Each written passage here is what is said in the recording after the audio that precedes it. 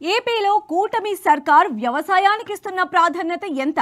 రైతులకు వెన్నుదన్నుగా నిలుస్తామంటున్న ప్రభుత్వం జలవనరుల విషయంలో తీసుకుంటున్న చర్యలేంటి? ఏపీ జలవనరుల శాఖ మంత్రి నిమ్మల రామానాయుడుతో మా అసిస్టెంట్ ఎడిటర్ సతీష్ అందిస్తున్న స్పెషల్ ఇంటర్వ్యూ ఇప్పుడు చూద్దాం. ఆంధ్రప్రదేశ్లో కూటమి ప్రభుత్వం ఏడాది పాలనపై 10 టీవీ నిర్వహిస్తున్న mega event shining AP, sponsored by Narayana educational institutions, co-powered by RCSS, VVIT University and SG Consultancy Services. ఆంధ్రప్రదేశ్లో కూటమి ప్రభుత్వం ఏడాది పూర్తి చేసుకుంటున్న నేపథ్యంలో 10 టీవీ నిర్వహిస్తున్న మెగా ఈవెంట్ షైనింగ్ ఏపీకి స్వాగతం. పాలకొల్లులో పుట్టి పాలనకు ప్రజల ఆలనకు బ్రాండ్ అంబాసిడర్గా నిలిచారు. వినూత్న శైలి, పనిచేసే ఎమ్మెల్యేగా గుర్తింపు, ఏ పని అప్పజెప్పినా నిస్వార్థంగా నిజాయితీగా పనిచేస్తారంటూ అధినేత ముఖ్యమంత్రి కితాబు. వెరసి హ్యాట్రిక్ ఎమ్మెల్యేగా గెలిచి ఆంధ్రప్రదేశ్ జీవనాడి పోలవరానికి పర్యవేక్షణ నిర్మాణ దిక్సూచిగా ఉన్న ప్రస్తుత ఆంధ్రప్రదేశ్ నీటిపారుదల శాఖ మంత్రి రామానాయుడు గారు మనతో ఉన్నారు. నిమ్మల రామానాయుడు గారు, నమస్తే సార్. నమస్తే. మీకు ముందుగా శుభాకాంక్షలు. కూటమి ప్రభుత్వం ఏర్పడి ఏడాది కావస్తోంది. ముందుగా ఎలా ఫీల్ అవుతున్నారు సార్? ఒక ఏడాది అయిపోయింది ఆల్రెడీ. ఏదైతే మీరు చెప్పినట్లుగా ఒక రకమైనటువంటి ఆనందం, ఇంకొక రకంగా కొంత ఆవేదన. ఏదైతే ఆ రోజు 2019, 2024 5 సంవత్సరాల నిరంకుశత్వ రాక్షసమైనటువంటి పాలన నుంచి, కక్షలు, వేధింపులు, కేసుల పాలన నుంచి విముక్తి పొందినటువంటి ఆనందం ఈ రాష్ట్ర ప్రజలుగా ఒక పక్కన, రెండవ పక్కన ఏదైతే 14, 19లో రాష్ట్ర విభజన జరిగినటువంటి పరిస్థితుల్లో ఈ నవ్యాంధ్రప్రదేశ్ రాష్ట్రాన్ని అభివృద్ధి పదంలో నడిపిస్తున్నటువంటి దశలో అధికార మార్పిడి అనేది అభివృద్ధి వైపు కాకుండా అధికార మార్పిడి అనేది విధ్వంసం వైపు నడిచి 5 సంవత్సరాల గత పాలన అంతా కూడా విధ్వంసంతో ఏదైతే నడిచిందో, మరి అటువంటి పరిస్థితి చూసి మళ్ళీ ఒక ఆవేదన ఈరోజు మా ముందున్నటువంటి పరిస్థితి. రామానాయుడు గారు, అంటే మంత్రులు అవ్వడం, శాఖలు కేటాయింపు అనేది ఒక ఎత్తు అయితే, కీలక శాఖలు అనేవి చెప్పుకోదగినవి కొన్నే ఉంటాయి. అందులో భారీ నీటిపారుదల శాఖ అనేది చాలా ఇంపార్టెంట్. అందులో విభజిత ఆంధ్రప్రదేశ్, ఎందుకంటే 2014 ముందు ఉమ్మడి ఆంధ్రప్రదేశ్లో పరిస్థితి వేరు. ఈ విభజిత ఆంధ్రప్రదేశ్కి పోలవరం ప్రాజెక్టుకు కేంద్రం జాతీయ హోదా ప్రకటించింది. ఆంధ్రప్రదేశ్ అంటే ఏ అంటే అమరావతి, బి అంటే పోలవరం అన్నట్టుగా మీ ప్రభుత్వ ప్రయారిటీస్ ఇప్పుడు.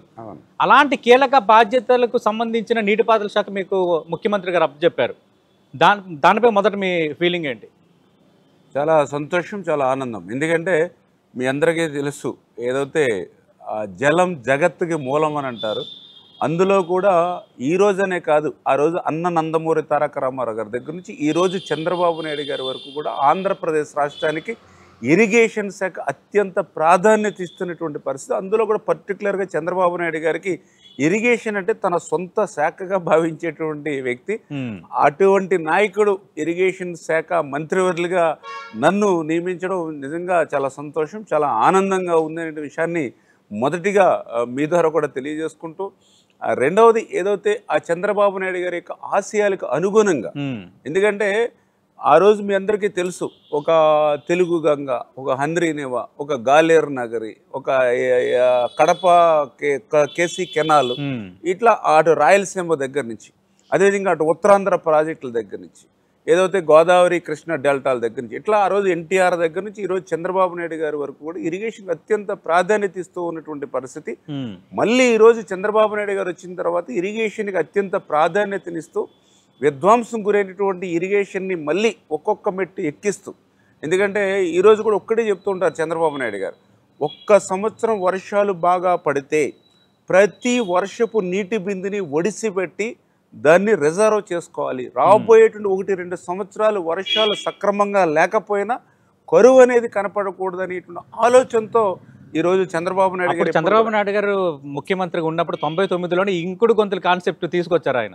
ఇంకుడు గొంతులు, చెక్ డ్యామ్స్, అంటే ఆయన ఏదైతే ఈ యొక్క నదుల ద్వారా, వర్షాల ద్వారా వచ్చేటువంటి నీటిని మనం నిలువ చేసుకుని తద్వారా భూగర్భ జలాలను కూడా పెంపొందించి ఏదైతే ఈ యొక్క రైతాంగానికి, వ్యవసాయానికి కాపాడాలనేటువంటి ఆలోచన అంతా కూడా చంద్రబాబు నాయుడు గారిది. ఆ దిశలోనే ఈ గత 10-11 నెలల నుంచి చంద్రబాబు నాయుడు గారి యొక్క లక్ష్యానికి అనుగుణంగానే మేము కానీ మా డిపార్ట్మెంట్ కానీ పనిచేస్తున్నటువంటి విషయాన్ని కూడా ఈ సందర్భంగా తెలియజేస్తూ ఉన్నా. రైట్. అంటే ఇక్కడ రామానాయుడు గారు రాష్ట్రంలో ప్రాజెక్టులన్నీ ఒక ఎత్తు, పోలవరం అనేది మరో ఎత్తు. ఎందుకంటే దాన్ని లైఫ్ లైన్ అంటున్నాం, అంటే అంత ప్రయారిటీ ఉంది. పోలవరం పూర్తి అయితే ఆంధ్రప్రదేశ్కి ఒక జీవనాడిగా ఉండబోతుందని. అలాంటి కీలక బాధ్యతలు ఇప్పుడు మీ పైన ఉన్నాయి. ఈ ఏడాదిలో పోలవరం విషయంలో మీరు సాధించిన పురోగతి ఏంటి సార్? మీరు చెప్పింది వాస్తవం. ఎందుకంటే ఆంధ్రప్రదేశ్ రాష్ట్రాన్ని భవిష్యత్తులో ఒక కరువు రహిత రాష్ట్రంగా మార్చేటువంటి శక్తి ఒక్క పోలవరం ప్రాజెక్టుగా ఉంది. అది ఒక వరం ఈ రాష్ట్రానికి. అటువంటి పోలవరం ప్రాజెక్టు ఆ రోజు 14-19లో మీ అందరికీ తెలుసు 72% పూర్తయినటువంటి ప్రాజెక్టు. ప్రభుత్వం కనుక కంటిన్యూ అయ్యి ఉంటే 2020-2021 కల్లా ఆ పోలవరం పూర్తయింది అది. కానీ దురదృష్టవశాత్తు ప్రభుత్వం మారడంతో ఆ గత 5 సంవత్సరాల పాలనకు పోలవరం ఈ విధ్వంసానికి బలవడంతో పాటుగా ఏదైతే ఆ పోలవరం ధ్వంసం కూడా, ఎందుకంటే చంద్రబాబు నాయుడు గారు ముఖ్యమంత్రిగా మొన్న 24లో ప్రమాణ స్వీకారం చేసిన తర్వాత ఆయన మొట్టమొదటి క్షేత్రస్థాయి పర్యటన పోలవరం. ఆ పోలవరం ఇచ్చేసినప్పుడు చంద్రబాబు నాయుడు గారి కళ్ళల్లో ఒక ఆవేదన మేము చూసాం. ఎందుకంటే ఎంతో శ్రమించి నిర్మాణం చేసినటువంటి పోలవరం ఇట్లా ముంచేసినటువంటి పరిస్థితి ఆయన చూసి, అందులో పర్టికులర్గా ఏదైతే డయాఫ్రమ్ వాల్ ఆ రోజు 18 నెలలు కష్టపడి శ్రమించి నిర్మాణం చేసినటువంటి డయాఫ్రమ్ వాల్ గత పాలనకి ధ్వంసమైపోయినటువంటి పరిస్థితి ఆ రోజు మనందరం కూడా చూసాం. మరి అటువంటి పోలవరాన్ని మళ్ళీ ఈరోజు పట్టాలెక్కిస్తాం. ఎందుకు ఈ మాట చెప్తూ ఉన్నానంటే, గత పాలనలో ఉన్నటువంటి ఇరిగేషన్ శాఖ మంత్రి చెప్పాడు, పోలవరం ఎవ్వరికీ అర్థం కాదు, ఎందుకంటే నాకే అర్థం కాలేదు, పోలవరం ఎప్పటికి పూర్తవుతుందో చెప్పలేమని సాక్షాత్తు నాటి ఇరిగేషన్ శాఖ మంత్రి చాలా సమస్యలు ఉన్నాయని చెప్పాడు. అదేవిధంగా నాటి ముఖ్యమంత్రి అసెంబ్లీలో చెప్పాడు ఆ రోజు. 2020 జూన్ అన్నాడు, 2020 డిసెంబర్ అన్నాడు, 2021 జూన్ అన్నాడు. ఆఖరికి పోలవరం పూర్తవడం సాధ్యం కాదని నాటి ముఖ్యమంత్రి అసెంబ్లీలో చెప్పాడు. అటువంటి పోలవరం ప్రాజెక్టు మీద ఆశలు దుక్కున్నటువంటి దశలో ఈరోజు మళ్ళీ చంద్రబాబు నాయుడు గారు ముఖ్యమంత్రిగా వచ్చి మళ్ళీ కేంద్రం నరేంద్ర మోడీ గారు ప్రధానమంత్రి గారి సహకారంతో మళ్ళీ ఆ పోలవరానికి ఒక లక్ష్యం నిర్దేశించి ఖచ్చితంగా రేపు 2025 డిసెంబర్ కల్లా డయాఫ్రమ్ వాల్ పూర్తి కావాలి, 2027 డిసెంబర్ కల్లా పోలవరం మెయిన్ డ్యామ్ పూర్తి కావాలని ఒక లక్ష్యాన్ని నిర్దేశించుకున్నారు. ఆ లక్ష్యానికి అనుగుణంగా ఈ 9 నెలల కాలంలోనే 26% వేల డయాఫ్రమ్ వాల్ పురోగతి సాధించాం మేము. మళ్ళీ కొత్తగా నిర్మాణించే డయాఫ్రమ్ వాల్. అదేవిధంగా ఏదైతే అప్పర్ కాపర్ డ్యామ్ ఉంది, upper coffer dam already 4-5 years అయింది కన్స్ట్రక్షన్ జరిగి, వాటర్ సీపేజ్ అవుతుంది. అప్పర్ కాపర్ డ్యాము స్ట్రెంగ్తన్ చేయడానికి, ఎందుకంటే రేపు వర్షాకాలంలో కూడా డయాఫ్రమ్ వాల్ నిర్మాణం కావాలి. అదేవిధంగా earth cum rock fill dam కూడా, ఎందుకంటే డయాఫ్రమ్ వాల్ పూర్తయ్యేంత వరకు వేచి చూడకుండా డయాఫ్రమ్ వాల్తో పాటు ప్యారలల్ గా సమాంతరంగా కూడా ఈసీఆర్ఎఫ్ డ్యామ్ కూడా నిర్మాణం చేస్తేనే సమయం కలిసి వస్తుందని ఏదైతే సిడబ్ల్యూసీ కానీ అంతర్జాతీయ నిపుణులు చెప్పారు. దాని ప్రకారం ఇప్పుడు ఆ యొక్క ఎగువ కాపర్ డ్యామ్ను బలోపేతం చేసేటువంటి విధంగా బట్రస్ డ్యామ్ ఏదైతే డిజైన్ ఇచ్చారో అది 91% ఇప్పటికి మేము పూర్తి చేసాం.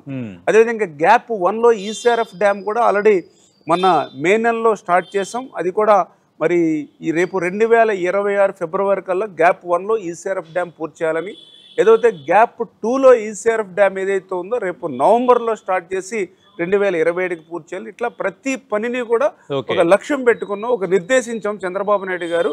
ఆయన ఇచ్చిన ఆదేశాల ప్రకారం, ఆయన ఇచ్చిన లక్ష్యం ప్రకారం ఈవేళ పోలవరం ప్రాజెక్టు ఈవేళ చూస్తే దగ్గర దగ్గర 83% ఇప్పటికి సివిల్ వర్క్స్ మేము పూర్తి చేసిన పరిస్థితి.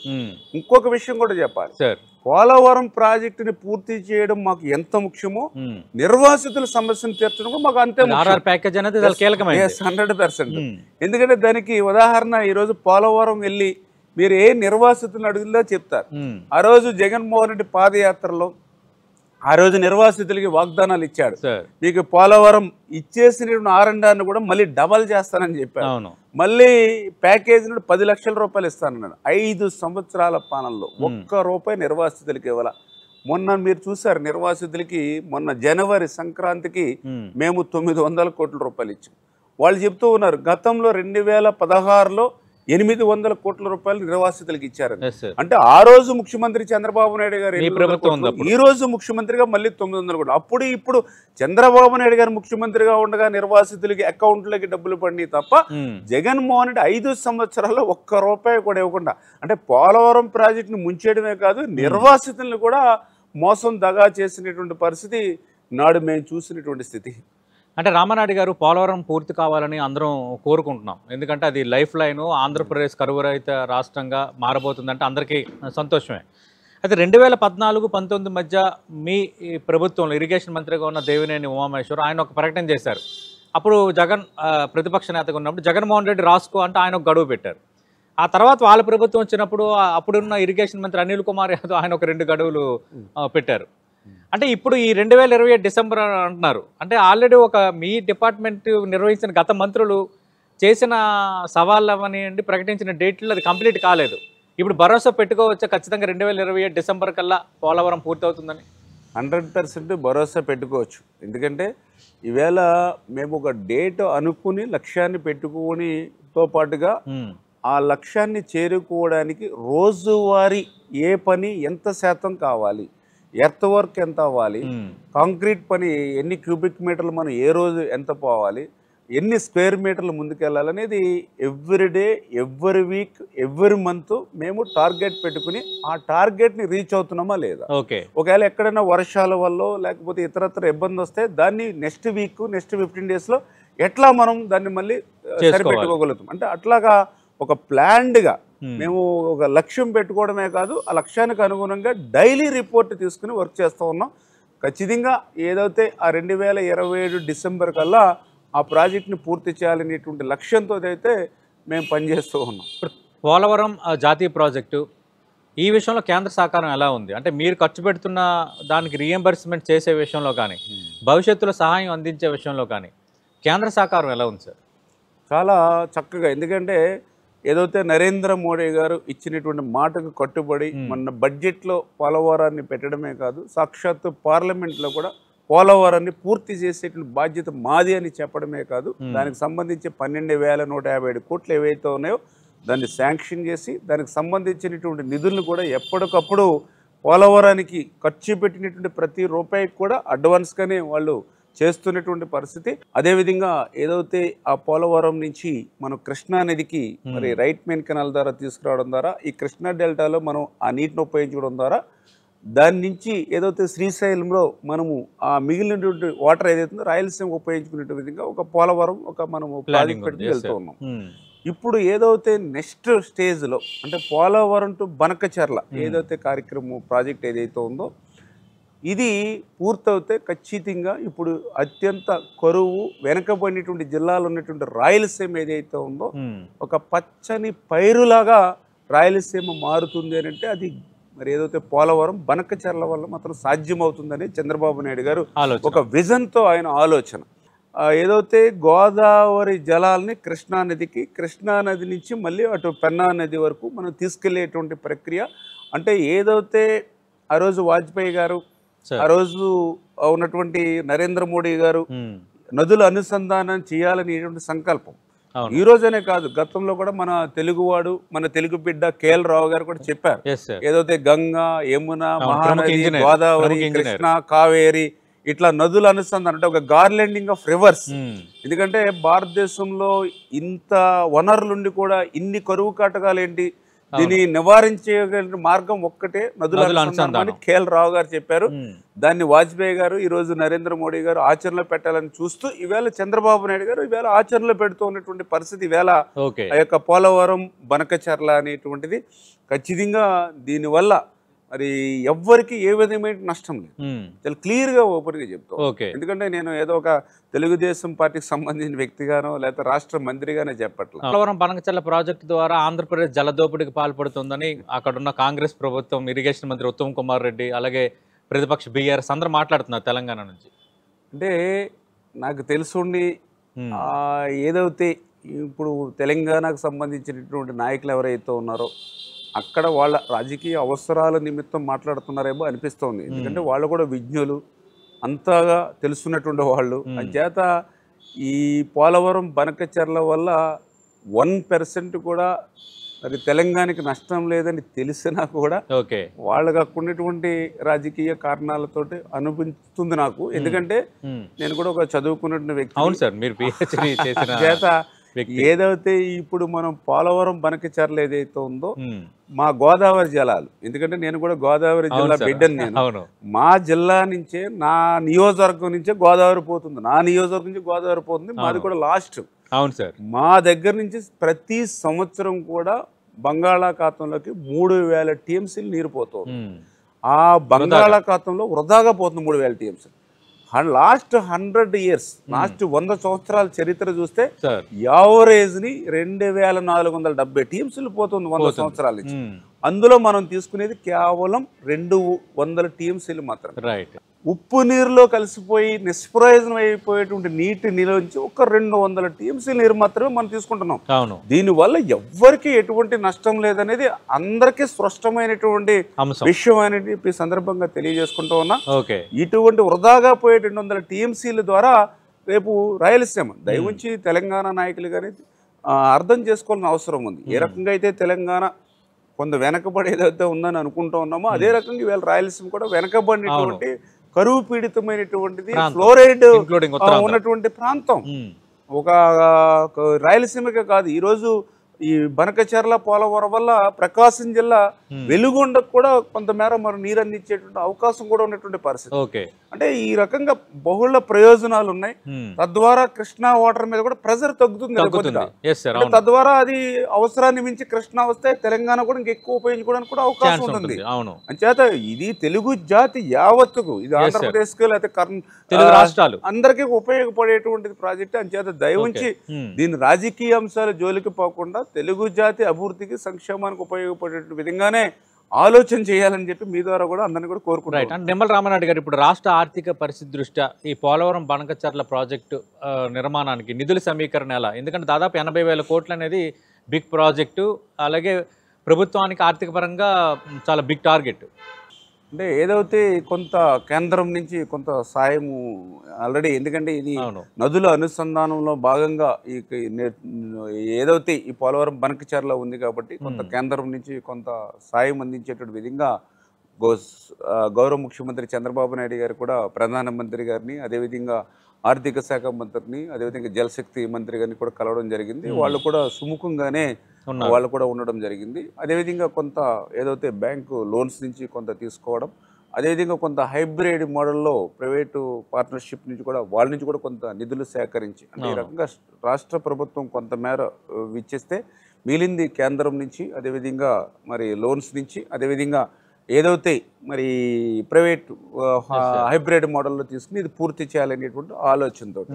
అంటే దీని ద్వారా ఏంటంటే భవిష్యత్తులో కూడా ఇన్కమ్, అంటే ఇప్పుడు మనం పెట్టేటువంటి ప్రతి రూపాయి కూడా భవిష్యత్తులో 10 రూపాయల నుంచి 100 రూపాయలు సంపాదిస్తారు. ఎక్కడ చూసాను సార్, సంవత్సరానికి 2,500 కోట్లు రాష్ట్రానికి ఆదాయం వస్తుంది 100%. ఎందుకంటే ఇప్పుడు ఈ ప్రాజెక్టు వల్ల కూడా చూస్తే చంద్రబాబు నాయుడు గారు కూడా చాలా నిశ్చితంగా చూస్తూ ఉన్నారు.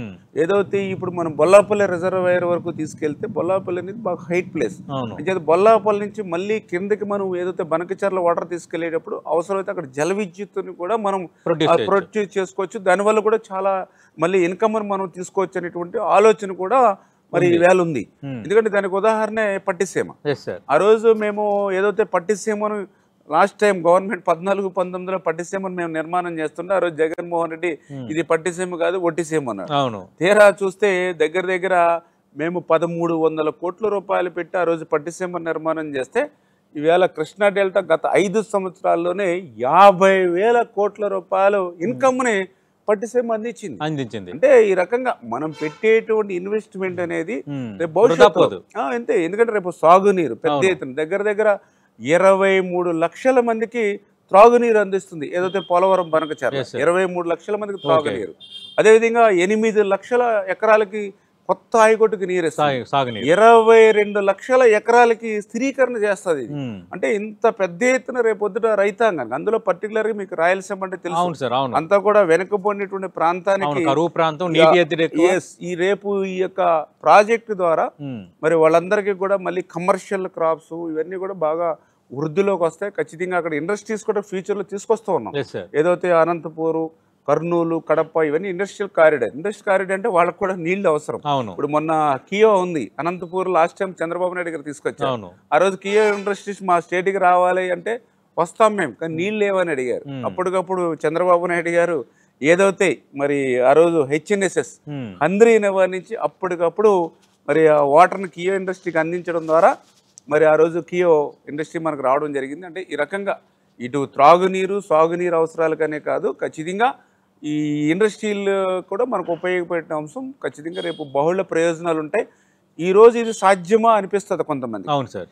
ఒక 20 years బ్యాక్ చూస్తే ఆ రోజు కూడా చంద్రబాబు నాయుడు గారు హైదరాబాద్ని డెవలప్ చేస్తున్నారు. విజన్ 2020 అంటే ఏంటి అన్నారు. ఎందుకంటే ఆ రోజు నాకు కూడా తెలుసు, నేను కూడా చదువుకునేవాడిని. నేను పీజీ చేస్తున్నప్పుడు ఆ రోజు సాఫ్ట్వేర్ అంటే ఒక పూణే, సాఫ్ట్వేర్ అంటే ఒక బెంగళూరు, సాఫ్ట్వేర్ అంటే ఒక చెన్నై. కానీ చంద్రబాబు నాయుడు గారు సాఫ్ట్వేర్ అంటే చెన్నై, పూణే, బెంగళూరు కాదు, సాఫ్ట్వేర్ అంటే హైదరాబాద్ అని ఒక సైబరాబాద్ అని సృష్టించాడు ఆయన. అప్పుడు రాజశేఖర రెడ్డి గారు కూడా ఎద్దేవి చేసేవాడు, మనకి తినడానికి తిండి కావాలి కానీ కంప్యూటర్లు కూడి పెట్టమన్నాడు. కానీ ఈ రోజు ఆ కంప్యూటర్లే ఈ రోజు ఎంతో మందికి కూడి పెడుతున్నారు, జీవితం నిలబెట్టే.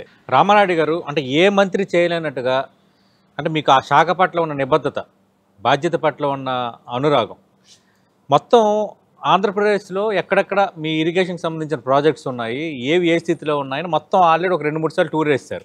మరి అవన్నీ చాలా క్షుణ్ణంగా చూశారు కదా. మిగతా ప్రాజెక్టుల పరిస్థితి ఏంటి సార్? అంటే 1 by 1 వెళ్తాం. ఇప్పుడు వెలుగొండ ఉంది, గత ప్రభుత్వం మేము పూర్తి చేసేస్తామని చెప్పింది. ఇప్పుడు అదే వైఎస్ఆర్ కాంగ్రెస్ పార్టీ నేతలు వెలుగొండ అస్తవ్యస్తం అయిపోయిందని అంటున్నారు. అంటే పూర్తి చేసిందని చెప్పింది వాళ్ళే, అస్తవ్యస్తంగా ఉందని చెప్తుంది వాళ్ళే. అసలు ఆ ప్రాజెక్ట్ పరిస్థితి ఎలా ఉంది? ఇక రాయలసీమ ఉత్తరాంధ్ర ప్రాజెక్ట్ పరిస్థితి ఎలా ఉంది?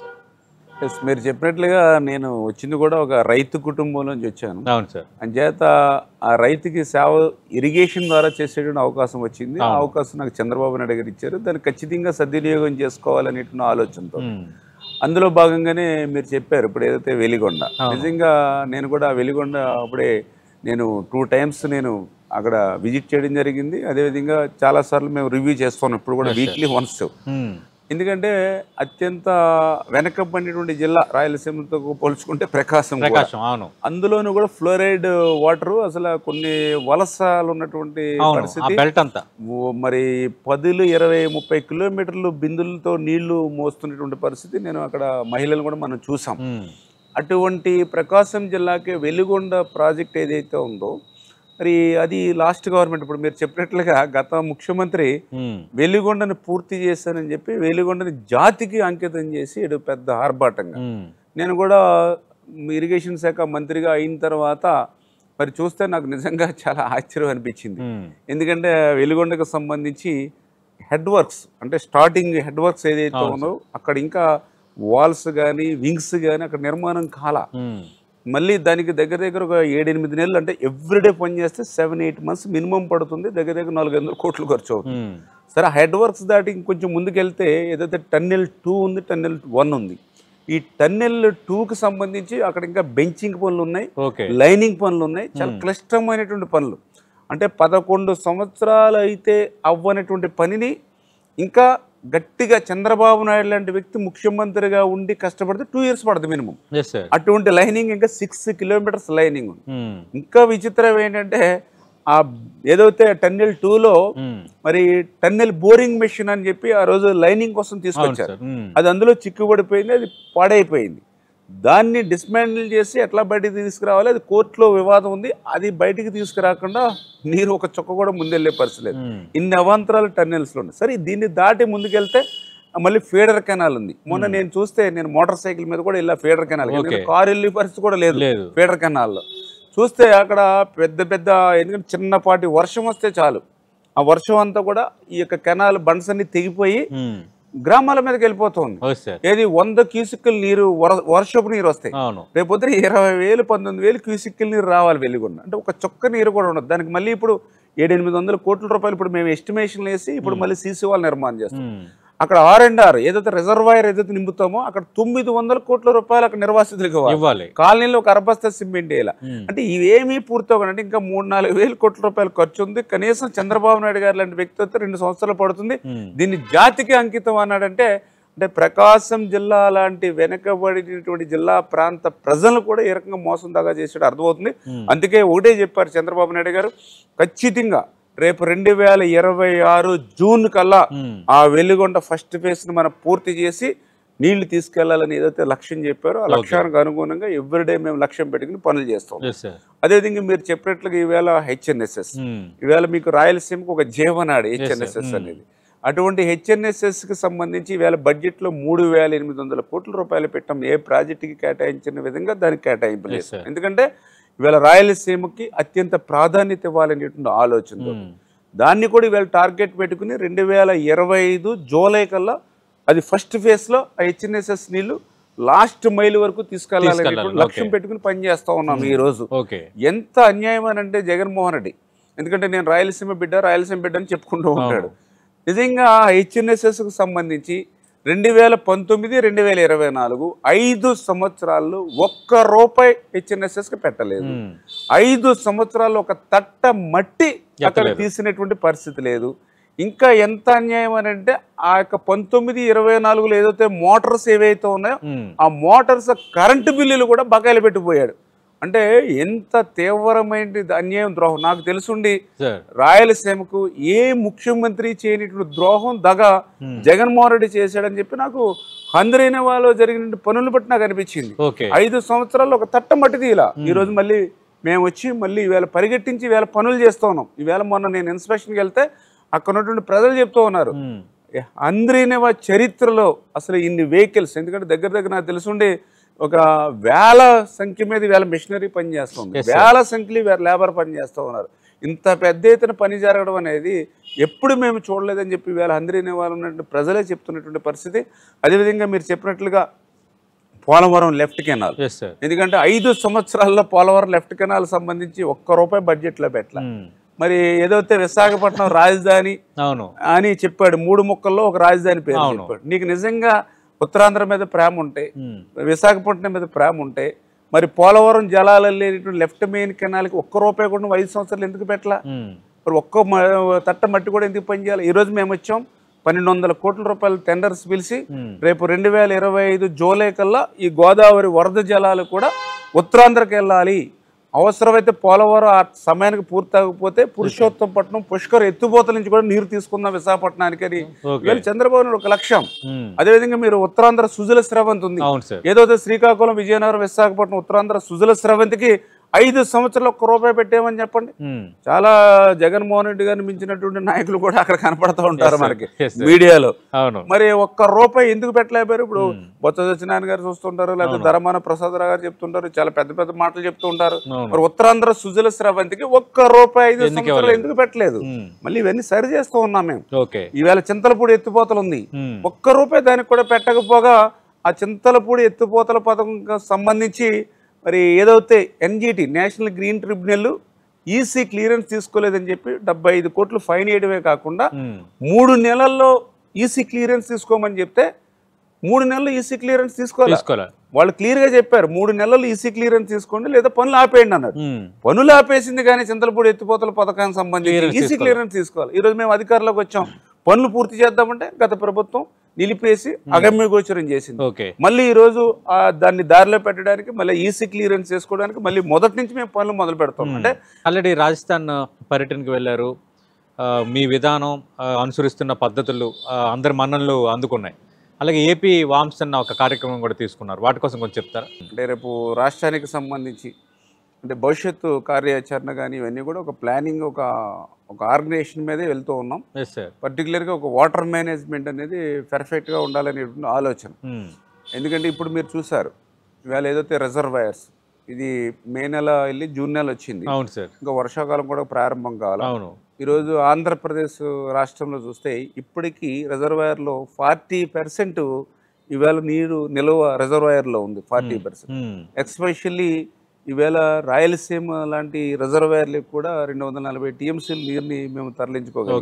అంటే ఏదైతే ఈ యొక్క నీటిని ఒడిసిపట్టి అటు రిజర్వాయర్లు మేము ఏ రకంగా అయితే స్టోర్ చేసుకోవడం కానీ, అదేవిధంగా ఏదైతే భవిష్యత్తులో కూడా ఒక కార్యాచరణ కూడా రూపొందించుకుని ఒక సంవత్సరం వర్షాలు బాగా పడితే దాన్ని నిలువ చేసుకుని భవిష్యత్తు 1-2 సంవత్సరాలు వర్షాలు తక్కువ పడినా కూడా కరువు అనేది కనపడినటువంటి విధంగా ఒక లక్ష్యంగా పనిచేయాలని ఏదైతే చంద్రబాబు నాయుడు గారు ఇచ్చారో ఆ లక్ష్యంగా మేమందరం కూడా పనిచేస్తున్నటువంటి పరిస్థితి. సార్ అంటే ఆల్రెడీ కొన్ని ప్రాజెక్టులకు సంబంధించి అంటే కొంత పురాతనమైన అవటం వల్ల కానీ లేదంటే కొంత గేట్లు ఇబ్బందులు ఉండటం వల్ల కానీ అంటే కొంత మరమ్మతులకు గురయ్యాయి అనేది ఒక చర్చ ఉంది. మనం చూసాం గత ప్రభుత్వ హయాంలో వరదలకు అన్నమయ్య ప్రాజెక్టు కొట్టుకుపోయిన పరిస్థితి ఏర్పడింది. వాటిని ఏమైనా ఫైండ్ అవుట్ చేశారా? ఒకవేళ ఫైండ్ అవుట్ చేస్తే మీరు తీసుకుంటున్న ఇనిషియేటివ్స్ ఏంటి? మీరు చెప్పింది 100%. ఎందుకంటే మనము వేల కోట్ల రూపాయలు పెట్టి, వందల కోట్ల రూపాయలు పెట్టి రిజర్వాయర్లైనా, కెనాల్స్ అయినా, డ్రైన్స్ అయినా, ప్రాజెక్టులైనా నిర్మాణం చేస్తూ ఉన్నాం. దాన్ని సంవత్సరం మెయింటెనెన్స్ అంటే ఎవ్రీ ఇయర్ ప్రతి సంవత్సరం కూడా వాటిని మెయింటెనెన్స్ చేయకపోతే ఆ వందల కోట్ల రూపాయలు, వేల కోట్ల రూపాయలు నిష్ప్రయోజనం అవుతాయి. గత 5 సంవత్సరాల పాలనలో అదే జరిగింది. ఎక్కడ కూడా కాలువల్లో కానీ, డ్రైన్స్లో కానీ, రిజర్వాయర్లో కానీ ఒక తట్ట మట్టి డీసిల్ చేసినటువంటి పరిస్థితి ఎక్కడా లేదు. ఏ షట్టర్కి కానీ, ఏ డోర్స్కి కానీ, ఏ లాకులకు కానీ మరామతుల మాట నుంచి గ్రీజ్ పెట్టినటువంటి మెయింటెనెన్స్ కూడా లేదు. అందుకే మీరు చూసారు ఏదైతే గుడ్లగమ్మకు సంబంధించినటువంటి లాకులు కొట్టుకుపోయినటువంటి పరిస్థితి, ఏదైతే మీరు చెప్పినట్లుగా అన్నమయ్య ప్రాజెక్టు కొట్టుకుపోయి దగ్గర 41 మంది ఆ రోజు చనిపోయినటువంటి పరిస్థితి. ఖచ్చితంగా అది ప్రకృతి తప్పిదం కాదు, ఆ రోజు నుండి ప్రభుత్వ తప్పిదం. ఏదైతే ఆ రోజు అన్నమయ్యకి పైన ఉన్నటువంటి ఏదైతే ఆ ఫించా ప్రాజెక్ట్ ఏదైతుందో ఆ ఫించా ప్రాజెక్టు కట్టలు తెగితే ఆ నీరు అన్నమయ్యకి వస్తుందని హెచ్చరించినా కూడా అన్నమయ్య ప్రాజెక్టు కింద ఏదైతే వీళ్ళ అక్రమ ఇసుకకు సంబంధించిన మిషనరీ ఏదైతే ఉందో, అక్కడ ఉన్నటువంటి ఏదైతే వీళ్ళ ఎక్విప్మెంట్ ఏదైతే ఉందో దాన్ని జాగ్రత్త పెట్టుకోవడానికి అన్నమయ్య గేట్లు ఇన్ టైంలో లిఫ్ట్ చేయకపోవడం వల్ల ఆ ఫ్లడ్ అంతా ఒకసారి వచ్చి అన్నమయ్య కొట్టుకుపోయి 41 మంది చనిపోయారు. ఇక్కడ ఎంత అన్యాయం అని అంటే ఈరోజు మరి ఎక్కడో చోట ఒకటి ఏదో సంఘటన జరిగితే ఇమ్మీడియట్లీ జగన్మోహన్ రెడ్డి గారు అడుగు పెడతా ఉన్నాడు. ఆ రోజు కూడా మీరు చూశాడు బుర్రమేరులో కూడా మరి ఒక పక్కన చంద్రబాబు నాయుడు గారు బస్సులో పడుకుని ఆయన 10 రోజులు పనిచేస్తే ఆ రోజు చూశాను జగన్మోహన్ రెడ్డి గారిని 5.5 సంవత్సరాల తర్వాత నేల మీద కాలు పెట్టడం, బుడదలో కాలు పెట్టడం నేను ఒక్కసారి చూశాను జగన్మోహన్ రెడ్డి గారిని 5.5 సంవత్సరాల తర్వాత. ఆ రోజు అన్నమయ్య ప్రాజెక్టు కొట్టుకుపోయి 41 మంది చనిపోయారు కదా, ఎందుకు పోలా నువ్వు అన్నమయ్య ప్రాజెక్టు దగ్గర, ఎందుకు వాళ్ళని పరామర్శించాల? ఆ రోజు చంద్రబాబు నాయుడు గారు ప్రతిపక్షంలో ఉన్నప్పటికీ కూడా ఆ బురద నేలలోనే ఆ యొక్క గ్రామాలు కొట్టుకుపోతే అవన్నీ తిరిగారు. అందుకని మీరు చెప్పినట్లుగా గుండ్లగమ్మ గేట్లు కొట్టుకుపోతే ఈవేళ మళ్ళీ ఆ గుండ్లగమ్మ గేట్లన్నీ కూడా రిపేర్ చేసాం. 95% ఈవేళ గుండ్లగమ్మ గేట్లు అయిపోయింది. మిగిలిన 5% 10% కూడా రాబోయే 1 month లో క్లియర్ అయిపోతుందని మొన్నే మేము రివ్యూలో పెట్టుకున్నాం. ఆల్రెడీ గుండ్లగమ్మకు సంబంధించిన వాటర్ కూడా ఇబ్బంది లేకుండా ఎక్కడో మా గొట్టుపాటి రవి గారు మినిస్టర్ గారు మేము కూడా ఎప్పుడు కూడా మానిటరింగ్ చేసుకుని నిలువ చేసుకుంటున్నాం వాటర్. అదేవిధంగా అన్నమయ్య ఏదైతే ఉందో అన్నమయ్యకు సంబంధించి ఏదైతే సిడబ్ల్యూసి అంటే 8 లక్షల క్యూసెక్లు ఇన్ఫ్లో వస్తుందని వాళ్ళు ఎస్టిమేట్ చేయడం ద్వారా దాన్ని ఎక్కువ అమౌంట్ ఎస్టిమేట్ చేశారు. వాస్తవంగా చూస్తే అది 2 లక్షల నుంచి 4 లక్షల మ్యాక్సిమం లోపే వస్తుంది. అంచేత దాన్ని మళ్ళీ కరెక్ట్ చేసి ఎస్టిమేషన్ కరెక్ట్ చేస్తున్నాం. మొన్న కడపలో జరిగినటువంటి మహానాడులో కూడా చంద్రబాబు నాయుడు గారు కూడా హామీ కూడా ఇచ్చారు. ఏదైతే కొట్టుకుపోయినటువంటి అన్నమయ్య ప్రాజెక్టుని కూడా ఆర్థిక పరిస్థితి సహకరించకపోయినా కూడా ప్రాజెక్టు యొక్క ప్రాధాన్యతను రాయలసీమను దృష్టిలో పెట్టుకుని ఆ అన్నమయ్యను కూడా పునర్నిర్మిస్తామని కూడా మొన్ననే మహానాడులో కూడా హామీ ఇవ్వడం జరిగింది. తదనుగుణంగా ఎస్టిమేషన్ కూడా ప్రిపేర్ చేయమని మాకు చెప్పారు. దానికి అనుగుణంగా కూడా మేము ప్రిపేర్ చేస్తూ ఉన్నాం. అదేవిధంగా మీరు చెప్పినట్లుగా ఏదైతే షట్టర్స్ కానీ లాకులు కానీ ఏవైతే పోయాయో వాటిలో కూడా O&M వర్క్స్ పెద్ద ఎత్తున మేము వచ్చినటువంటి ఈ 10 నెలల కాలంలో అప్పుడే 4 times ఇచ్చాం O&M ఆపరేషన్ మెయింటెనెన్స్. ఫస్ట్లోనే జూలై నెలలో ఫస్ట్ ఇమేట్లో 90 కోట్లు ఇచ్చాం. మళ్ళీ తర్వాత సెప్టెంబర్లో 240 కోట్లు ఇచ్చాం. మళ్ళీ తర్వాత మళ్ళీ మొన్ననే ఏదైతే బుడమేరుకు సంబంధించి మళ్ళీ ఎఫెక్ట్ అవుతే మళ్ళీ అక్కడ ఒక 300 కోట్ల రూపాయలు ఇచ్చాం. మొన్న మళ్ళీ ఈ మే నెలలో వర్క్స్ చేసుకోవడానికి మళ్ళీ 340 కోట్ల రూపాయలు ఇచ్చాం. ఇట్లా ఎవ్రీ 3-4 months కి O&M అని అంటే గతంలో 5 సంవత్సరాల్లో 100 కోట్లు కూడా ఇవ్వలేదు. ఈవేళ మేము ఒక్క సంవత్సరంలో O&M సంబంధించి దగ్గర 1214 కోట్ల రూపాయలు ఇస్తూ ఉన్నాం. కానీ ఎంత ఇచ్చినా కూడా అక్కడ సరిపోయినటువంటి పరిస్థితి కూడా ఉంది. ఎందుకంటే 5 సంవత్సరాల్లో వాటి వంక కన్నెత్తి చూడలేదు కాబట్టి 5 సంవత్సరాల లోడు ఒకేసారి మా మీద పడినటువంటి పరిస్థితి. 5 సంవత్సరాల ఆగిపోయిన పనులన్నీ కూడా ఒక్కసారి మేము చేయవలసి వస్తుంది. అంచేత కొంచెం కష్టమైన ఇబ్బంది అయినా చంద్రబాబు నాయుడు గారు ఒక పరిపాలన దక్షత ఉన్న వ్యక్తి ముఖ్యమంత్రిగా ఉన్నారు కాబట్టి ఆయన ఆధ్వర్యంలో ఒక్కొక్కటి కూడా ముందుకెళ్తాం. సార్ అంటే ఇప్పుడు ఇరిగేషన్కి సంబంధించి అంతా ఎక్స్ప్లెయిన్ చేశారు. కానీ మీరు చేసిన ఒక ప్రకటన విపరీతమైన ట్రోలింగ్కి గురైంది. అసలు వైఎస్ఆర్ కాంగ్రెస్ పార్టీ మొత్తం విపరీతంగా దాన్ని వాడింది. అంటే ఇప్పుడు మీరు అమ్మకు వందనానికి ఆల్రెడీ అనౌన్స్మెంట్ చేశారు, అందరికి ప్రతి ఒక్క విద్యార్థికి ఇస్తామని చేశారు. అయితే అమ్మకి వందనం మేము ప్రతి ఒక్కరికి ఇచ్చాము అమ్మ ఒడి, కానీ అమ్మకి వందనం పేరుతో మోసం చేస్తుంది తెలుగుదేశం పార్టీ ప్రభుత్వం అంటూ అప్పుడు మీరు ఎన్నికల ప్రచారంలో చేసిన ప్రచారం, అమ్మ మీరు ఎంతమంది ఉన్నారు, మీకు నీకు నీకు నీకు వస్తుందని మీరు చెప్పారు. చెప్పిందన్న వైఎస్ఆర్ కాంగ్రెస్ పార్టీ పదే పదే ఇచ్చేసింది. కానీ మీరు ప్రతి విద్యార్థికి మీ మాటకు నిలబెట్టినట్టుగానే ఇప్పుడు అందరికీ ఇస్తున్నారు. ఎలా అనిపించింది? అప్పుడు ఏం ఫీల్ అయ్యారు మీరు? ఎక్కువగా అలాగే ట్రోల్ అవ్వటం, ఇప్పుడు వాళ్ళు ఏం అనలేని పరిస్థితుల్లో ప్రతి విద్యార్థికి మీరు ఇప్పుడు ఇవ్వాలనుకున్న పరిష్కారం లభించడానికి ఇప్పుడు అలా ఫీల్ అవుతున్నారు. అసలు వాస్తవం చెప్పాలంటే ఇప్పుడు తెలుగుదేశం పార్టీ అంటేనే సంక్షేమం, సంక్షేమం అంటేనే తెలుగుదేశం పార్టీ. ఈవేళ ఆంధ్రప్రదేశ్ రాష్ట్రానికి కాదండి, భారతదేశానికి సంక్షేమాన్ని పరిచయం చేసిందే అన్న ఎన్టీఆర్ తెలుగుదేశం పార్టీ. అంచేత సంక్షేమం గురించి మాట్లాడేటువంటి అర్హత, అందులో పర్టికులర్గా తల్లికి వందనం గురించి మాట్లాడేటువంటి అర్హత వైఎస్ఆర్సీపీ పార్టీకి లేదు. ఎందుకు ఈ మాట చెప్తున్నానంటే, ఏదైతే అమ్మఒడి ఆ రోజు మీ అందరికీ కూడా తెలుసు, సాక్షాత్తు ఆ రోజు భారతీరెడ్డి గారు ఏ గ్రామం వెళ్ళినా ఏ ఇంటికి వెళ్ళినా కూడా ఇప్పుడు మన దగ్గర వీడియోస్ ఉన్నాయి. ఇప్పుడు నేను ఏ రకంగా అయితే తల్లికి వందనం 15,000 రూపాయలు ఒక్కోళ్ళకి ఇస్తానని, ఓకే నేను చెప్పిన మాట వాస్తవం ఏదైతే ఉందో అదే రకంగా ఆ రోజు భారతీరెడ్డి గారు కూడా ఇంటింటికి వెళ్ళి నా దగ్గర కూడా వీడియోస్ ఉన్నాయి. ఈ ఒక బిడ్డ ఉంటే 15,000, ఇద్దరు బిడ్డలుంటే 30,000 రూపాయలు ఇస్తాడు జగన్ అన్న క్లియర్గా భారతీరెడ్డి గారు చెప్పారు. కానీ అధికారంలోకి వచ్చిన తర్వాత ఇద్దరు బిడ్డలకి ఇవ్వకుండా ఒక్క బిడ్డకి ఇచ్చాడు. సరే అంటే ఆ రకంగా మోసం చేశారు. ఒక బిడ్డకు కూడా మీరు ఎప్పుడు ఇచ్చారు? నువ్వు ప్రమాణ స్వీకారం చేసింది ఎప్పుడు? 2019 జూన్లో 1వ తారీఖున, మే 31వ తారీఖున ఆయన ప్రమాణ స్వీకారం చేసి, నువ్వు 2019లో ప్రమాణ స్వీకారం చేసి నువ్వు ఇద్దరికి ఇస్తానన్నది ఒక్కడికే ఇచ్చి ఆ ఒక్కరికి కూడా సంవత్సరం ఇచ్చావా? గుండెల మీద చేసుకుని వేళ చెప్పమని ఒక్కరికి ఇవ్వడానికే నీకు ఆ సంవత్సరంలో ఇవ్వలేకపోయావు. మేము ఎంతమంది ఉంటే అంతమందికి ఇస్తానన్నప్పుడు నీకు ఈ మరి టైం బాండ్ మాకు పెడితే ఎట్లాగా? నువ్వు నిజంగా నువ్వు కూడా ప్రమాణ స్వీకారం చేసినంటేనే నువ్వు కనీసం మోసమో దాగా చేసి ఒక్కటిస్తానన్నా ఇచ్చి ఉంటే మమ్మల్ని అడుగుంటే బాగుండేది. నువ్వు ఒక్కరి బిడ్డకి ఇస్తాకే నీకు సంవత్సరం పట్టింది. మేము ఇవాళ ఎంతమంది ఉంటే అంతమంది ఇవ్వడానికి మేము కూడా క్యాలిక్యులేట్ చేసుకోవాలి, ఆర్థికంగా సమకూర్చుకోవాలి, ఎంతమంది ఉంటారు అని వర్కౌట్ చేసుకోవాలి. ఆ రకంగా చేసుకుని మేము చేస్తా ఉన్నాం. రెండవది, ఆ రోజు నువ్వేం చెప్పావు? మరి 15,000 రూపాయలు అన్నావు, తర్వాత ఎంత ఇచ్చావు? 14,000. తర్వాత సంవత్సరం ఎంత ఇచ్చావు? 13,000. మళ్ళీ తర్వాత లాస్ట్లో మనం చూస్తే 7,000, 8,000 పడ్డాయి. మోసం దాకా కదా. అంతేకాదు ఒక సంవత్సరం ఎగ్గొట్టావా లేదా నువ్వు అమ్మఒడి? మరి నువ్వు ఇన్ని పనులు అమ్మఒడిలో ఇంత మోసం దాగా చేసి తల్లికి వందనం మాట్లాడే గురించి అర్హత మీకు ఎక్కడ ఉంది? ఏదో రకంగా కేంద్రం నుంచో ఇంకో చోట నుంచి ఒక 5,000 కోట్లు 10,000 కోట్లు తెస్తున్నాం. అది మళ్ళీ జగన్మోహన్ రెడ్డి తెచ్చిన అప్పులు కట్టడానికి సరిపోతుంది, ఆయన వడ్డీలు కడతాక సరిపోతుంది. అటువంటి ఖాళీ చిల్లుకుండా ఇచ్చాడు. అటువంటి స్థితిలో కూడా మేము వేళ అధికారంలోకి వచ్చాక మీరు చూశారు సంక్షేమం ఉంది, వేళ పింఛను, దాని గురించి మాట్లాడరా వైఎస్ఆర్సీ పార్టీ? నీకు 1,000 రూపాయలు పెంచడానికి 5 సంవత్సరాలు పట్టింది కదా. మరి వేళ మేము ఏదైతే 4,000 రూపాయలు 6,000 రూపాయలు లైఫ్ లో నువ్వు దివ్యాంగులు పింఛను 3,000ని ఒక్క రూపాయి కూడా పెంచలేదు నువ్వు. కానీ వేళ 4,000, 6,000 రూపాయలు, 15,000 రూపాయలు, 10,000 రూపాయలు ఈవేళ మేము అందిస్తూ ఉన్నాం పింఛను. దాని గురించి ఎందుకు మాట్లాడరు? ఈవేళ ఎంత అవుతుంది పింఛన్కి? నెలకి 3,000 కోట్ల రూపాయలు అవుతుంది, సంవత్సరానికి 36,000 కోట్ల రూపాయలు అవుతుంది, 5 సంవత్సరానికి 1,80,000 కోట్లు అవుతుంది.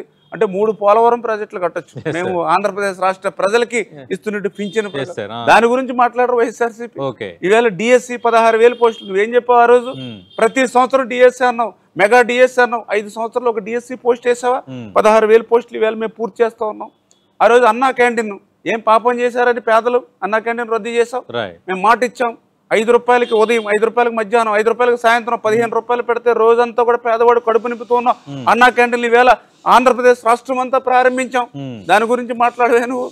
ఏదైతే ఈవేళ గ్యాస్ సిలిండర్లు మహిళలకి ఈవేళ 3 గ్యాస్ సిలిండర్లు ఫ్రీగా ఈవేళ మహిళలకి ఇస్తూ ఉన్నాం. మరి ఇన్పుట్ సబ్సిడీ 25,000కి పెంచి హెక్టార్కి రైతులకి ఇస్తూ ఉన్నాం. 20,000 రూపాయలు ఏదైతే మత్స్యకారులకి వేటగా నిషేధ సమయంలో వాళ్ళకి సాయం అందిస్తూ ఉన్నాం. మరి ఏదో నాయి బ్రాహ్మణులకి ఇట్లా ఎంతో మందికి మేము సాయం చేసుకుంటూ, అంటే ఇంత కష్టకాలంలో ఆర్థిక పరిస్థితి సహకరించకపోయినా ఇన్ని సంక్షేమ కార్యక్రమం. ఇది సంక్షేమమే కాదు, గుంతలు లేని రోడ్లు. నువ్వు ఎప్పుడైనా 5 సంవత్సరాలు ఎక్కడైనా ఒక రోడ్డు వేయడం మాట్లాడించి గుంతలు పూడ్చావా? ఎన్ని వేల మంది నీ గుంతల్లో పడి చనిపోయారు ఆ రోజు 5 సంవత్సరాల్లో? బస్సులు ఏ రకంగా తిరిగే నీ రోడ్ల మీద? పోలవరాన్ని ముంచేసావు. అమరావతి కాదు 3 ముక్కలు అన్నావు, ఏ ముక్కలైనా ఒక్క ఇటుకు పెట్టావా నువ్వు? పరిశ్రమలన్నీ ఎక్కడ పోయాయి? ఒక లూలు ఎక్కడ పోయింది? ఒక కియో ఎక్స్టెన్షన్ ఎక్కడ పోయింది? ఒక అమర్రాజు ఎక్కడ పోయింది? ఆఖరికి అండర్వేర్ కంపెనీ జాకీ ఎక్కడ పోయింది? ఇవన్నీ మళ్ళీ మేము పారిశ్రామికతలు తీసుకొస్తున్నాం ఆంధ్రప్రదేశ్ రాష్ట్రానికి. Yes, sir. మళ్ళీ పోలవరాన్ని పడకెత్తిన పోలవరాన్ని నిర్మాణం చేస్తున్నాం, అమరావతిని పరిగెట్టిస్తున్నాం, ఈ రైల్వే జోన్ తెచ్చుకున్నాం, స్టీల్ ప్లాంట్ని మళ్ళీ ప్రైవేటీకరించి కాపాడుకున్నాం.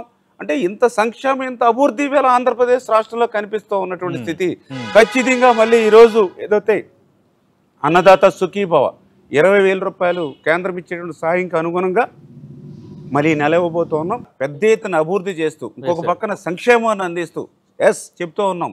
ఖచ్చితంగా చంద్రబాబు నాయుడు గారు కూడా చెప్పారు, ఏదైతే ఈ యొక్క అన్నదాత సుఖీభవ కేంద్రం ఇచ్చేటువంటి సాయంతో కలిపి 20,000 రూపాయలు అక్షరాల ఆ రైతుకి పెట్టుబడి సాయం అందించేటువంటి ప్రక్రియ ఈ నెలలోనే.